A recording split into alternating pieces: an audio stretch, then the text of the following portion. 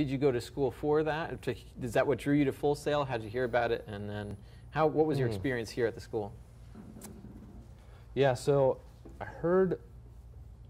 think I heard of Full Sail through a friend at high school at the time. Like, I may have researched Full Sail when I was in junior high, like 8th grade maybe.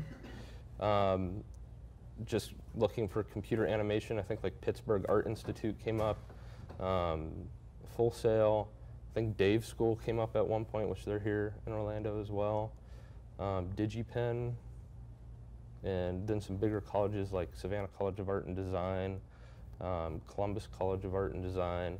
I think what steered me away from those colleges and like Ringling was they wanted a traditional art portfolio, and I was like, I'm not really into the traditional art side anymore. I was more into the technical art side of things, and technical art at that point in time didn't really have a degree program. You kind of just absorbed all aspects of computer animation.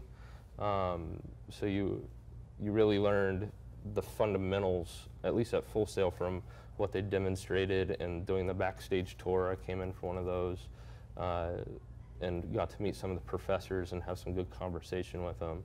And they were really the only people that seemed to foster that technical side more than other universities at the time. Yeah. And you came, it was kind of a small town, farm town and all that, and coming here to Orlando is a very different experience. Yeah, I was definitely in culture shock for about a month. First of all, Spanish was very new to me, and there's a lot of bilingual people here.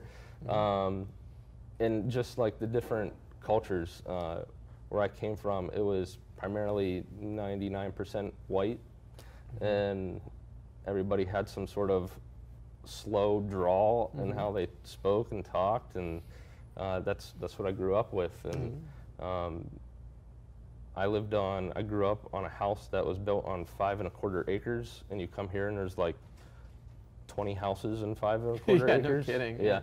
So it was a huge culture shift for me. Sure. And city driving, where I could say, oh yeah, it's only like 5 miles down the road, I'll get there in like 2 minutes. Yeah. And you come here 5 miles down the road and it's like you get there in 40 minutes.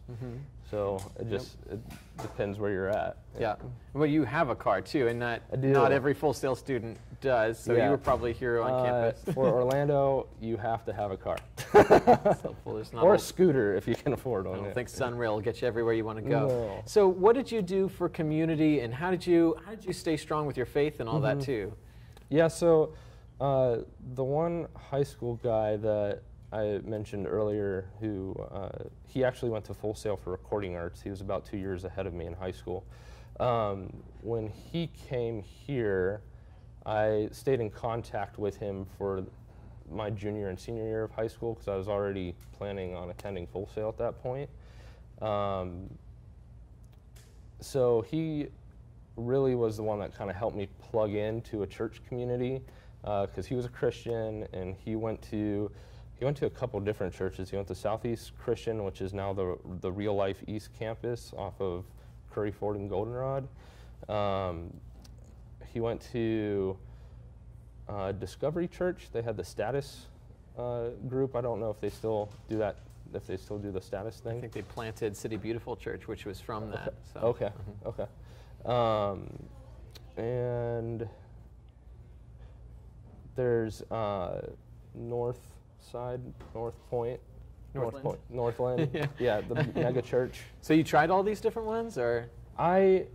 Through various friends that I ended up meeting here at school, and then finding people who were Christian and or professed to be Christian and wanted to go check some of these churches out.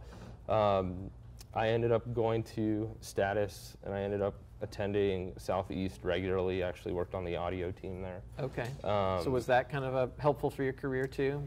It was a way to have another family or community that you could go to that didn't talk about computer animation stuff all the time. Oh, nice. And not that that's a bad thing, but it's like you got to give your brain some time to just chill for a little bit and process all the information that you're dealing with. And it's nice to just talk about, I don't know, sports, or talk about somebody went and did something super custom to their car, you know, just Fun. other topics besides computer animation and the depth of all the technology that deals with that. So was it easy to be a Christian on campus then, or was that kind of a tricky thing, or was it natural, or did it take some intentionality? I mean, no matter what you do, it's going to take intentionality and it's going to take a certain behavioral mindset. I didn't necessarily find it difficult to be a Christian. That's good. Like, no one persecuted me for my religious point of view or anything like that. I didn't have any trouble as far as that, because we're all trying to be professionals and grow into a professional talent, professional network. That's important, yeah. And we treat each other professionally. And in the real world, you don't want to segregate other people for those like religious purposes or sexual orientation or whatever. You got to understand how to work with everyone. It really became more of, hey, I guess more of a tolerance is what you can say, but people would understand my view, or if like they were going drinking or something, it's like that was something I didn't really participate in, but I'd still go out and hang out and like have pizza at Mellow Mushroom or something. We had that like every Tuesday night. Good deal. So we'd have different events and stuff that we'd go to, and I still made school kind of a primary focus, just because Full Sail is expensive. I'm pretty sure you guys have found that out. And it's something I didn't take lightly, and I was like, okay, I need to make sure I'm out of here within that time scope, because otherwise you're going to be continuing to pay more on your student loans. Did you also get to encounter, you said you got to encounter cultures of different kinds that you had ever experienced from Ohio. What about, different worldviews, different kinds of people, different interests, and did that kind of broaden your mind and your experience as well? Yeah, I think if anything, it was more of a observance and reflectance point of time, because there was topics and subjects that would pop up that I would not necessarily have been exposed to when I grew up in rural Ohio. And things like that required just time and reflection and research to understand perspectives and points of views. Yeah. Part of that part of that equation too is the people that you would meet is building relationships. And you're not going to speak your perspective into somebody's life without first building trust with someone. Sure. And I think that's the biggest takeaway is understanding how to build a relationship and how to build trust with members in your community or in your collective classmates. And not everybody wants to listen, and that's okay. It's up to them. It just comes down to understanding how to professionally carry yourself, but also how to carry the behavior of what it means to be a Christian.